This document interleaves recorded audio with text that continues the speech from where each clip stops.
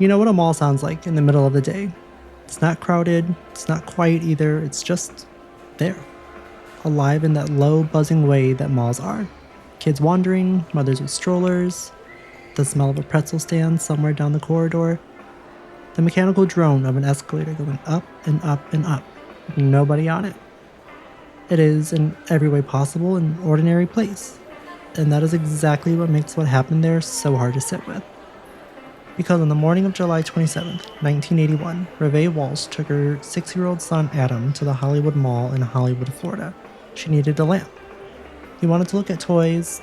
It was an errand, the most unremarkable kind of morning you can imagine. And Adam Walsh never came home. Hi Nexties, you're listening to Your Next, and I'm Emilio.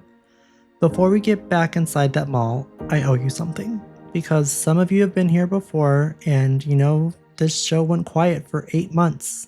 I'm not going to over-explain it because the explanation is actually pretty simple. It just wasn't working, and I'd rather go silent than put something out that I don't believe in. Now what you're about to hear is something I believe in. Your Next is back. It's solo, seasonal, and built differently than anything I've ever done before.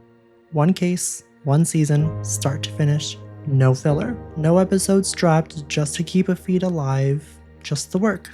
And I've spent months on this. The research is done, the sources are triple, quadruple verified, and I need you to know that I'm not going anywhere. Season 1 covers the disappearance of Adam Walsh. If you know that name, you likely already feel something right now, and if you don't, you will. What followed that Monday morning was a 14-day search that gripped an entire country. A discovery so brutal it changed the way this nation thinks about missing children. And a case so mishandled that it took 27 years to officially close. 27 years. The season isn't just about what happened to Adam, it's about everything that came after. The investigation that failed him, the system that wasn't built to find him, the father who spent the rest of his life making sure no other family had to feel what his did, and the institutions, the laws, the organizations, the national infrastructure for missing children that exists today because one 6-year-old boy didn't come home. We're going to live inside this case for the next 6 episodes, and we're not going to rush any of it because Adam deserves better than a quick summary. He always did. I'm Emilio, and this is Your Next, Season 1, The Disappearance of Adam Walsh, Episode 1, The Last Errand.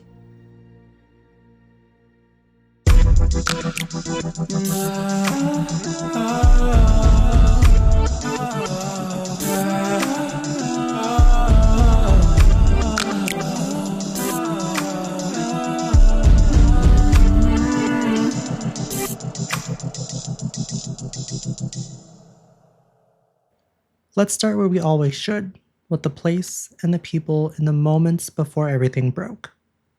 Hollywood, Florida in 1981 is not the Hollywood you see in movies. This is Broward County, South Florida.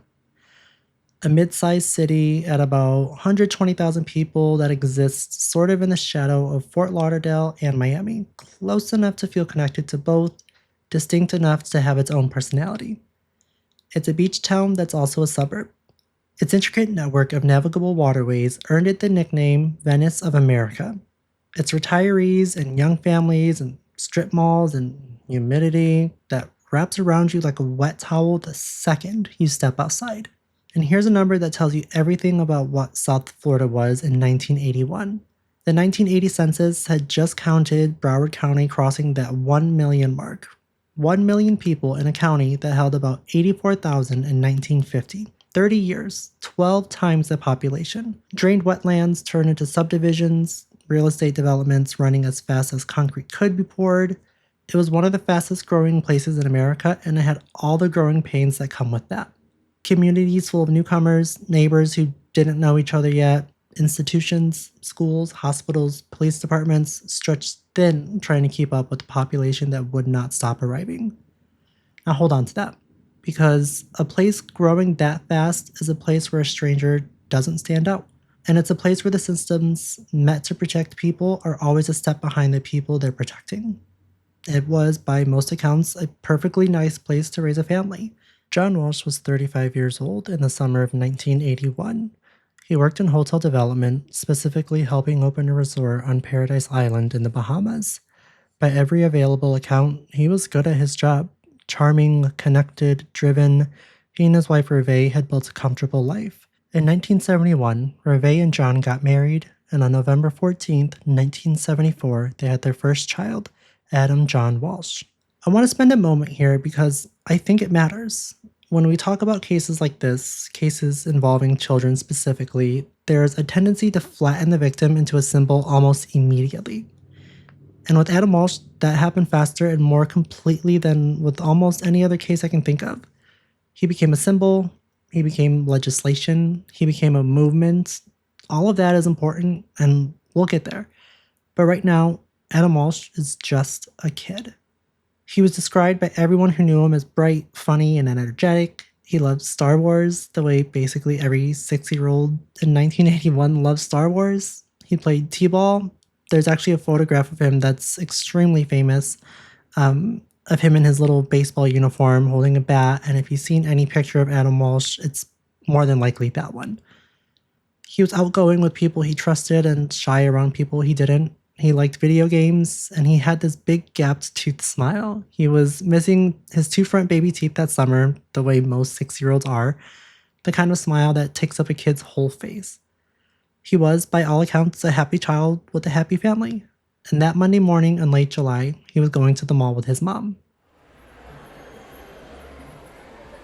The Hollywood Mall. Let's actually talk about this place because I think the physical space matters a lot to how this story unfolds. The Hollywood Mall was a mid-sized regional shopping center on US Route 441 in Hollywood, Florida. In 1981, it was a typical suburban mall, anchor stores on either end, a long central corridor, small shops in between, the kind of place where you could spend 2 hours without really meaning to.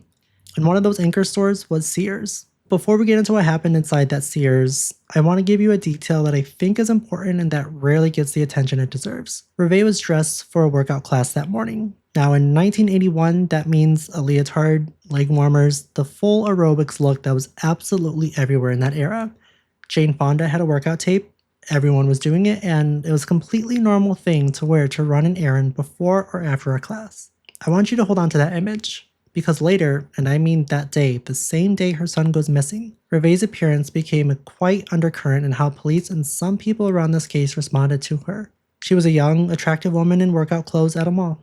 And instead of that being a completely neutral detail, it got used. Not overtly, not in official statements, but in the texture of how seriously she was taken, how quickly people moved, whether she was seen first as a mother in crisis or something else. It's ugly, it's gendered, and it's unfortunately documented. We'll come back to this dynamic, but for now, just remember what she was wearing because it matters to how this story unfolds. So here's the errand. Revé had seen a lamp on sale in the Sears catalog. A brass lamp for the house. She and Adam walked into the Sears through the north entrance, the entrance they always used, sometime around noon. And on the way to the lamp department, they passed the toy section. The Sears at the Hollywood Mall had something new in the toy department that summer, an Atari display. The Sears at the Hollywood Mall had something new in the toy department that summer, an Atari display. One of those in-store demo setups where kids could play video games right there in the floor. In 1981, that's pretty cutting-edge stuff. Atari is brand new to most families. A kiosk where you could just walk up and play for free was a magnet for every kid. There was already a small cluster of boys gathered around the screen, taking turns, and Adam, 6 years old, obsessed with video games, asked his mom if he could stay and watch them play. And I want to be really precise here, because this detail gets told wrong constantly, and getting it wrong does a quiet injustice to Revé. Adam did not wander off, he did not drift away from his mother in a crowded store. Revé knew exactly where her son was. She looked at the kiosk, she looked at the other kids, and she made a call that literally millions of parents make without a second thought. She told Adam he could stay and watch, she made him promise not to move from that spot. The lamp department was just a few aisles away, not across the mall, not across the floor, a short walk. She would be gone a matter of minutes. She told him where she'd be, he promised to stay put. And knowing what we know about Adam, a rule follower, a kid described by his own parents as shy and timid around strangers, there is every reason to believe he intended to keep that promise. Revé went to the lamp department, and here's the thing about the lamp. The whole reason for the trip, the sale lamp she'd come for, wasn't there. She spoke with a sales associate, left her name and information so they could call her when it came in, and that was it. That was the errand. A few minutes of conversation about a lamp that wasn't there. Hold on to how small that is. A mother left her son for a handful of minutes to have a conversation about a lamp that wasn't in stock. That is the entire window. Now, while Revé was in the lamp department, something happened at that Atari kiosk, and this is the moment the entire case turns on. A fight broke out among the boys at the display, probably an argument over whose turn it was at the controller. The way it's recorded in the case, there were 4 boys involved, 2 black kids and 2 white kids, most of them older than Adam. Words were exchanged, somebody got slapped, and a Sears security guard stepped in. Her name was Catherine Schaefer. She was 17 years old. I want to let that sit for a second because I think it's one of those details that reframes everything. The person standing between Adam Walsh and the parking lot that day was not some seasoned security professional. She was a teenager with a summer job enforcing a store policy about unaccompanied kids causing trouble. She asked the older boys if their parents were in the store. They said no, and she ordered the kids to leave. The 2 black kids went out one door, the 2 white kids out the other. She would later say she believed the 2 white boys, a kid around 10 and a smaller blonde boy, were together. Brothers, maybe? She assumed the little one was the big one. The little one, in all likelihood, was Adam. And Adam, shy, timid, a 6-year-old raised to respect adults and follow the rules, did not speak up. He didn't say, "My mom is there." He didn't say, "She's in the lamp department. She told me to stay right here." His parents believed he was simply too scared to say anything at all to this uniformed authority figure telling him to leave, so he did what he was told. Adam Walsh walked out of the Sears. And here's a detail that has always stopped me cold. The door he was sent out of was not the door he and his mother came in through. Revé said so herself. Adam was unfamiliar with that exit. He and his mom always used the north entrance. This was a different door opening onto a different stretch of parking lot, a view of world he did not recognize. So picture it. A 6-year-old boy standing alone outside a department store at a door he's never used, looking at a parking lot he doesn't know. The older boys scatter. They're not his brothers. They don't know him. They have their own lives to get to. And within moments, Adam is by himself. His mother is inside, a few aisles from where she left him, finishing a conversation about a lamp. Neither of them knows the other one is about to start searching. That is the last confirmed sighting of Adam Walsh.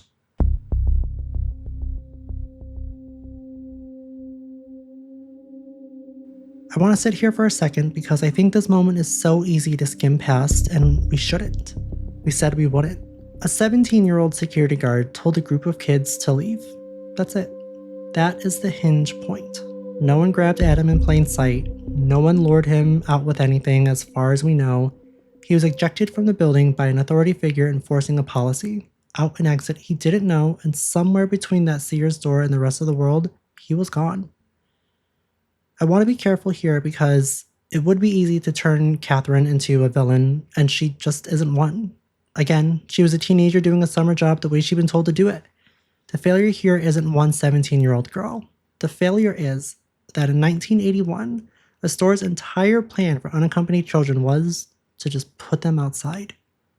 And remember, this was 1981. CCTV cameras were expensive and virtually rare in retail spaces and most spaces.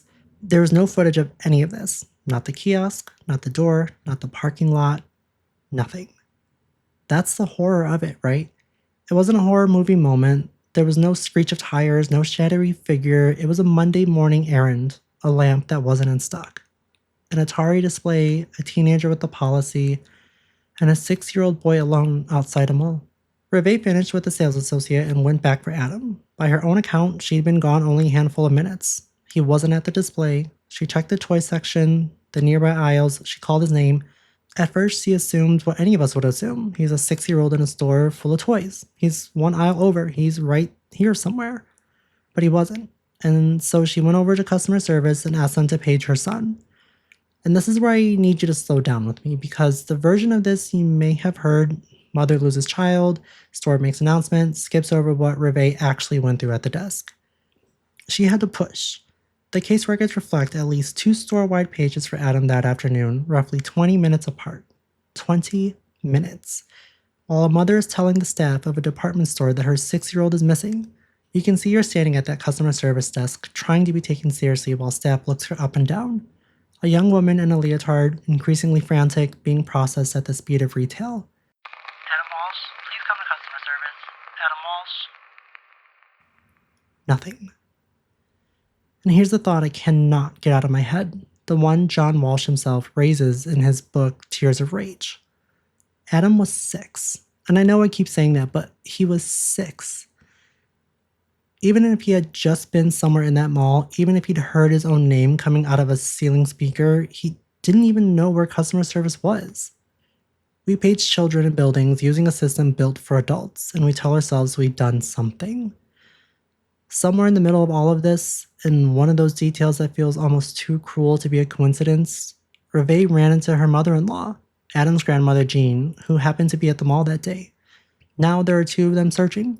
2 women moving through a Sears calling a little boy's name. Revé searched and paged and searched for more than 90 minutes. Let me say that again with the clock attached because this is where the timeline starts to matter enormously.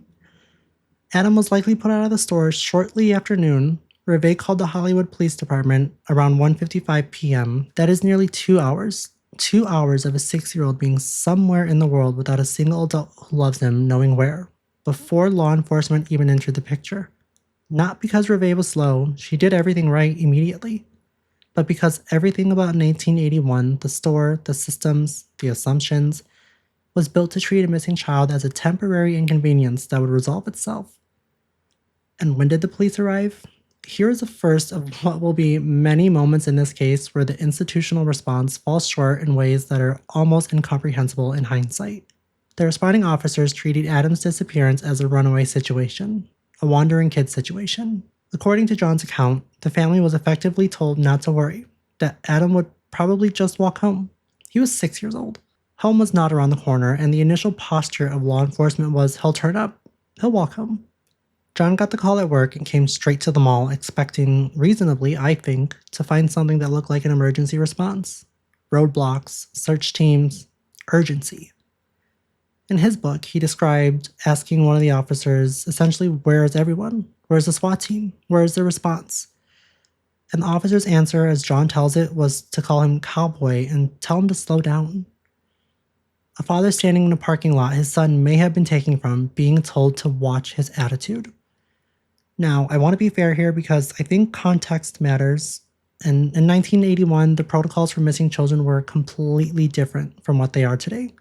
There was no Amber Alert system. There was no National Center for Missing and Exploited Children. That didn't exist yet. The Walsh case would be central to creating it. The working assumption in law enforcement at the time was that most missing children were runaways or family abductions and that they just turned up. But still, 6 years old. I cannot emphasize that enough. Missing from a mall, his mother right there saying something is wrong. The first few hours were critical, and they were lost.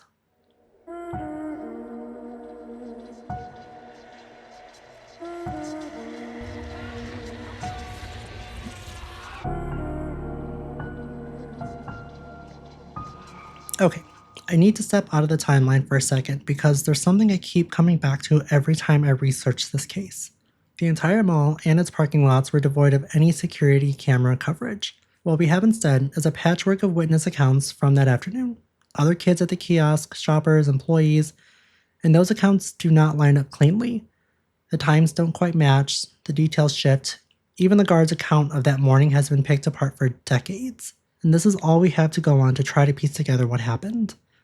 We haven't even touched the slow institutional response yet. None of this is a conspiracy, and I'm not suggesting it is, but it does mean that the first hours of this case were marked by an absence of information that would haunt the investigation for decades.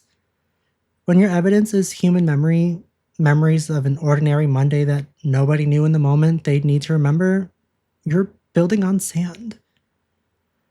And hold on to that, because later in this season, when we get to know how this case eventually closed, the reliability of accounts is going to become the whole ballgame. When I think about Revé standing in that Sears, calling her son's name, waiting for him to come around the corner with that big gap-toothed smile, I don't know. That image just stays with me because she knew the way parents know. She knew before the police even gave her the time of day. So let's put the first day back together with the clock running because the timeline is the indictment. Adam is put out of the Sears store shortly after noon. Revé calls the police at 1:55 p.m. Officers respond, take a report, and treat it as a kid who wandered. By the time anything resembling an organized search exists, the afternoon is gone. The most critical hours in any child abduction, the hours when a car can still be stopped, when a witness's memory is still fresh, when a child might still be minutes away instead of counties away, passed while paperwork was being filled out. The Hollywood Police Department began canvassing the mall and its immediate surroundings. And John, who by now understood that no one was coming to save his family, threw himself into the search with the kind of desperate energy you can only imagine as a parent. And here's what that actually looked like, and this is where the Walshes stopped being a family that things happened to and became the engine of their own case. They set up what was essentially a hive at the Hollywood police station, a command post run by family and friends. John's colleagues from the hotel world showed up, neighbors showed up, Revé's family, John's family. They took over space, manned phones, organized volunteers, tracked leads on paper, because if the institutions weren't going to build a search operation, the Walshes were going to build one themselves inside the police department's own building. And the flyers. I want to be precise about the flyers because they did not simply appear. There was no system that generated them, no agency that printed them. There was a father, John, who worked in hotel development. The man was by trade a marketer, so he did the one thing he knew how to do. He designed a missing poster for his own son, Adam's photograph. That T-ball picture, the gap-toothed smile. His description, a reward. John's colleagues and friends got them printed and copied in enormous numbers, fast, and got them into hands, windshields, storefronts, toll booths. The family and their friends put up a reward that grew to $100,000 for Adam's safe return. And by the way, that's 1981 money. Adjust for inflation, and you're looking at somewhere north of $360,000 today. And the language on those posters, I think about this constantly, was written by parents speaking directly to whoever had their son. They promised confidentiality, they promised no prosecution. They were negotiating with a ghost, in public, on paper, because it was the only channel they had. But here's a part of this that makes John angriest, and he writes about this with real fury. Tips did start coming in. The public wanted to help. The public always wants to help. But here's the part of this that made John angriest, and he writes about this with real fury. Tips did start coming in. The public wanted to help. The public always wants to help. Over time, John describes watching those tips arrive at the police department and just pile up, stacking up uninvestigated while the people around them carried on at a working pace like it was any other Tuesday. He was watching what might be the one lead that finds his son sit in a stack of paper. The nonchalance of it. That's the word that comes through in his account. The sheer administrative calm of it enraged him. It would have enraged anyone, and it should enrage you a little right now. So hold the split screen in your head. In one frame, a family-run command post, flyers moving by the thousands, a 6-figure reward, parents giving every interview they can. In the other, tips piling up, protocols built for runaways, and a case being worked at the speed of 1981. And here's what becomes very clear quickly when you study those first days. John and Revé were doing more to find their son than the official investigation was. That is not entirely the fault of the officers involved. As I mentioned, 1981 protocols were different. Technology was wildly different, and dare I say unhelpful. Resources were limited. There was no playbook for this, but the gap between the urgency of the Walsh family and the urgency of the police response is one of the defining features of this early phase, and it matters for everything that follows. Eventually, the media picked it up, and I want to put a real clock on this too, because the media picked it up, makes it sound automatic, and it was anything but. The local press had the story almost immediately. It was in the local paper the very next morning, regional coverage, South Florida TV, papers up and down the coast, followed within days as the search grew. National coverage was another thing entirely, and this is a part of the story I don't think enough people know. In 1981, a missing child was a local story, full stop. There was no cable news cycle hungry for it, no national wire that treated an abducted 6-year-old in Florida as America's problem. The Walshes had to fight, genuinely fight to get a national network to even consider putting them on the air. They pushed through every contact they had. They flew to New York to do press, to sit in green rooms, to make their case to producers, and even then, nothing was promised. Think about that.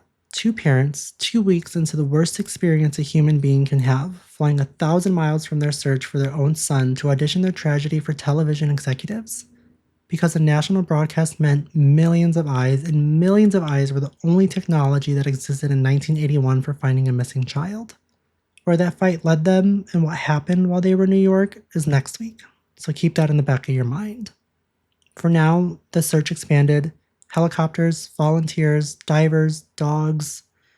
The Walshes gave interviews, pleaded, described Adam in every detail they can think of.